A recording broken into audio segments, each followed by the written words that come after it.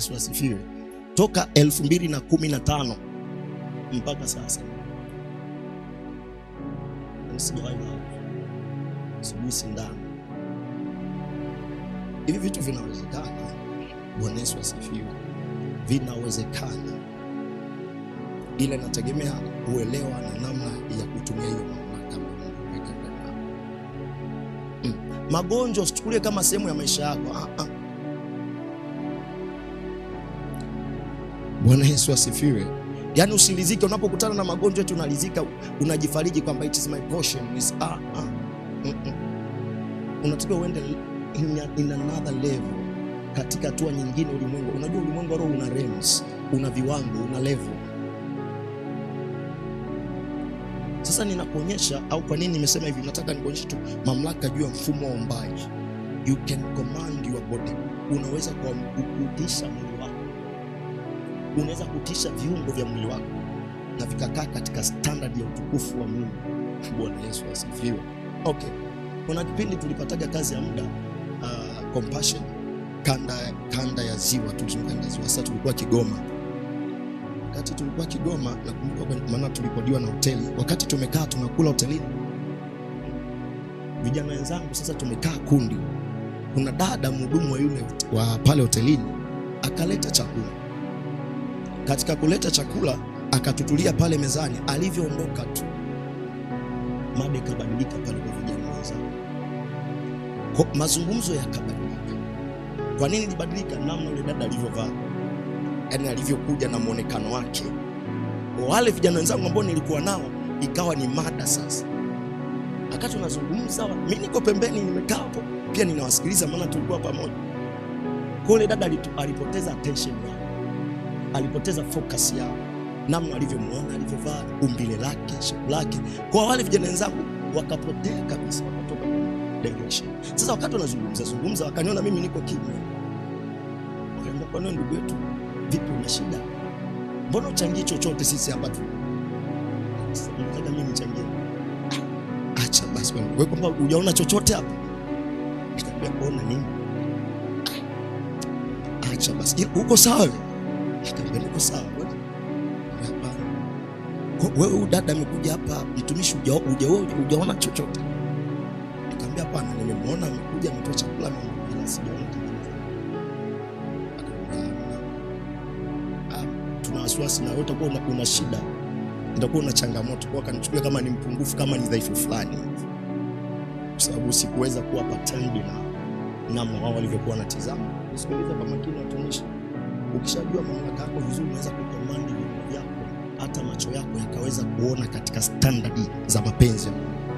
Listen, macho yako huwezi kutumia tu macho yako eti shetani haiwezekani kabisa. Hata leo nikutana na dada wanaogusa, sauti ambayo itakuja ndani yangu, sauti ambayo inakuja ndani yangu mara zote, mara nyingi ni hii: Mungu mrehemu, Mungu msaidie, Mungu mrehemu, Mungu msaidie. That is speaking, the voice ambayo inakuja ndani. Hamna kitu kingine. Unihamishe hisia, unitupoteze focus. Haitokea na haitakuja kutokea. Bwana Yesu asifiwe. Hii kwa nini iwe hivi? Ni katika namna ambayo ukijua kwamba hata macho aliyoweka hapo ni Mungu, yana namna yake, anahitaji afanye kazi katika standard za kimbingu, yana namna yake, inabidi afanye kazi katika mapenzi ya Mungu. Haya macho si tu kwa ajili ya kuchagulia nyanya, si tu kwa ajili ya kuchagulia vitenge vizuri, nguo nzuri. Kuna namna katika ulimwengu wa roho yanaweza kukusaidia kuishi hatima yako. Kuna namna katika ulimwengu wa roho inaweza kukusaidia kupata kile unachokitafuta kwa muda mrefu, kama utaruhusu kuona sawa sawa. Tunaelewana watumishi wa Mungu? Yes. Nini shetani mjanja sana. Shetani sio mjinga. Is a very technique, ana technique nyingi sana. Atajua kwamba wewe kwenye maombi hakuwezi, kwenye sadaka hakuwezi, kwenye ndoa amejitahidi, ameona ameshinda. Usizani ameondoka amekuacha, atatafuta namna ambayo kuhakikisha ya kwamba wewe amekupata. Kwa maana maandiko yanasema, tazama mshtaki wenu anafanya kazi kwa juhudi sana, kwa bidii sana, akijua na muda mchache. Kama anafanya kazi kwa juhudi, kwa bidii, akijua na muda mchache, you are supposed to be aware. Unatakiwa kuwa makini, mtumishi wa Mungu. hawataki kuishi kwa bahati mbaya kwenye hilo. Sasa ninakuonyesha namna mamlaka juu ya uumbaji katika maeneo ambayo unaweza kawa na sauti na kuamuru na vitu vikaelewa. Unaweza kuamuru mwili wako, unaweza kuamuru viungo vyako na vikakaa katika standard ya kiungu. Na katika eneo ambalo mimi mtumishi wa Mungu binafsi ambalo nalitumia kuomba sana, kuomba kwa muda mrefu. Ndio maana ninaogopa sana kwenda kupanga kwa nyumba ya wapangaji alafu tukashare bafu. Nitakwazana na watu. Sababu kati eneo ambalo mimi ninatumia muda mrefu kuomba ni bafu. Yesu asifiwe. Yaani kingia bafuni ni eneo ambalo ninakaa muda mrefu. Hata sebuleni siwezi kuomba kama ninavyoenda kuomba. Hata chumbani kwangu siwezi kuomba kama ninavyoomba. Ila nikiingia bafuni na eneo ambalo ninaweza kunena kwa muda mrefu. Bwana Yesu asifiwe. Kuna mtumishi wa Mungu mmoja nilimsikiaga, nilimwasema, wakati hii hali mimi imenitokea, ninayo muda mrefu, nilikuwa sielewi, lakini kwa nini nikienda bafuni au eneo la uani ninatumia muda mrefu kuomba? Yaani sijawahi ingia bafuni kuingia kuoga na nikatoka. Sijawahi. Mzee sijawahi. Yaani nimeingia mtupu na nikatoka, sijaomba, Sasa alifundishaga kitu hiki, alisema fuatilia kati eneo ambalo Wakristo wanachukulia kawaida sana, eneo la msalani au eneo la uani ambalo wanachukua kama ni sehemu ya kwenda kupata huduma na kutoka. Wasijue kwamba pia hilo eneo ndilo shetani analitumia vizuri sana kukamata roho za watu. Akasema angalia mashuleni, nenda tu mashuleni, angalia wanafunzi wanavyoanguka mapepo, alafu uliza yale mapepo yametokea wapi. Mapepo mengi kwa wanafunzi anawapata, wanakutana nayo wapi? Chooni, wanakutana nayo uani. Bwana Yesu asifiwe sana. Mnaona namna shetani ambavyo yuko serious na kazi yake. Wewe utachukulia kama kawaida unaenda uani, utachukulia kama kawaida unaenda msalani. Ukichukulia katika namna hiyo, kuna aina ya vita au kuna aina ya mazuizi, kuna aina ya vizuizi ambavyo anaweza kaachilia kwenye hilo lango lako la uani na ukakwama hapo kwa muda mrefu bila kuelewa kwamba okay, kumbe hii chanzo ya hii vita, source ya hii kitu imeanzia uani. Na kuna dada mmoja tumeanza naye maombi kutoka mwaka ulipoanza kwenye group, akanishirikisha ndoto moja. Yeye alichukulia kawaida pia eneo la uani. Akasema mtumishi, niliona nilikuwa ninaenda uani, lakini uani nikakutana na damu mlangoni. Wakati nakutana na damu nafanya usafi, akaja mama mmoja akaniambia, akawa anamfokea sana yule mama, anamfokea yule dada. Ananiambia, kwa nini unasafisha uani? Kwa nini unasafisha? Unaniharibia. Asielewe anamharibia nini wakati anafanya usafi uani.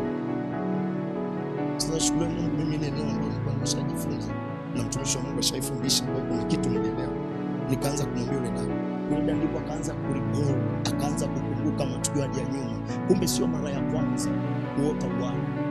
Ni muda mrefu anaotaga. Wakati na Mungu sasa nakuta kwa mzee Yesu. Nikamwambia shida ni zaka. Yaani wakati tunamwambia hapa nikazidi kukumbuka na kumbukumbu zikawa zinakuja kichwani. Kumbe mimi nilichukulia kawaida, kumbe hii ni vita. Kumbe huu ni upinzani ambao uko. Anaona watoto wake wanateswa, anaona mume wake anateswa. Kwa kuna vita ilianzia kule. Wakati nazungumza naye kwa swali kabisa, anza kuombea na utaona msaada.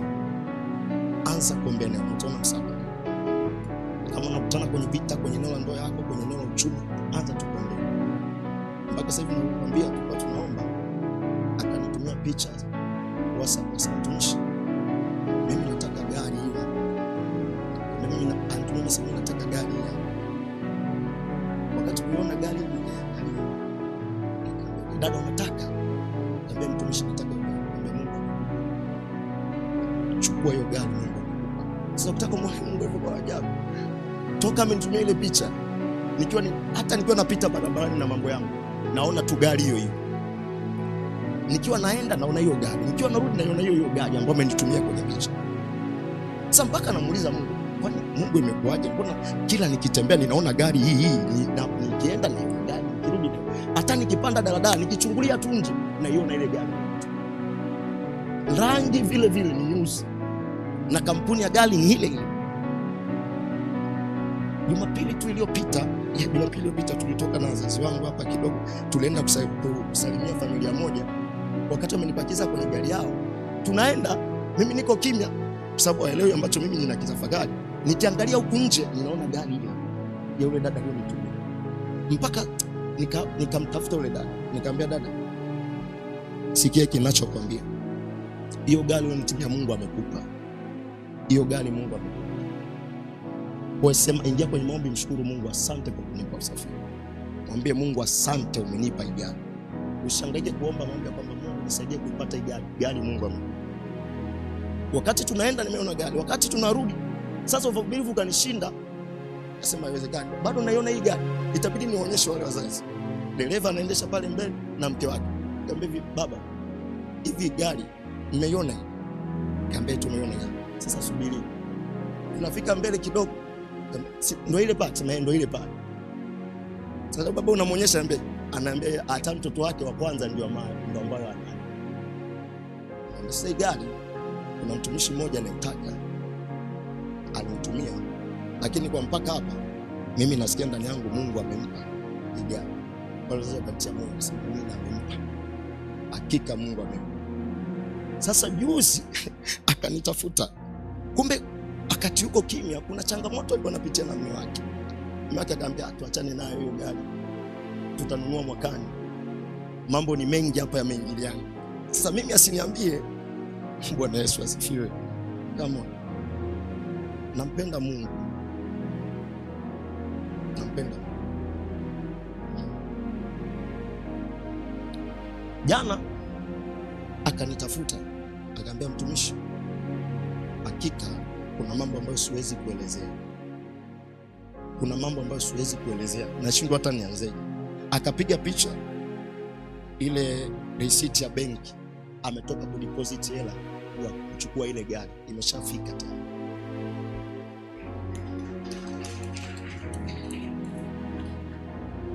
Bwana Yesu asifiwe.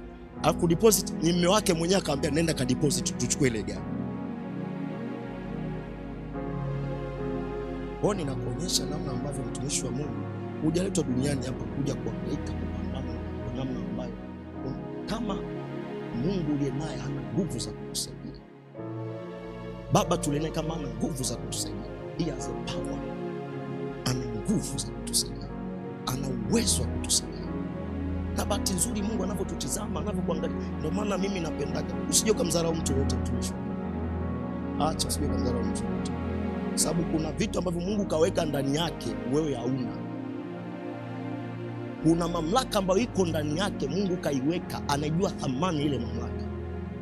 Siku ikija kulipuka na akaitumia vizuri, kama ulikuwa unamwongelea vibaya, kesho utamkuta nafasi. Bwana Yesu asifiwe sana.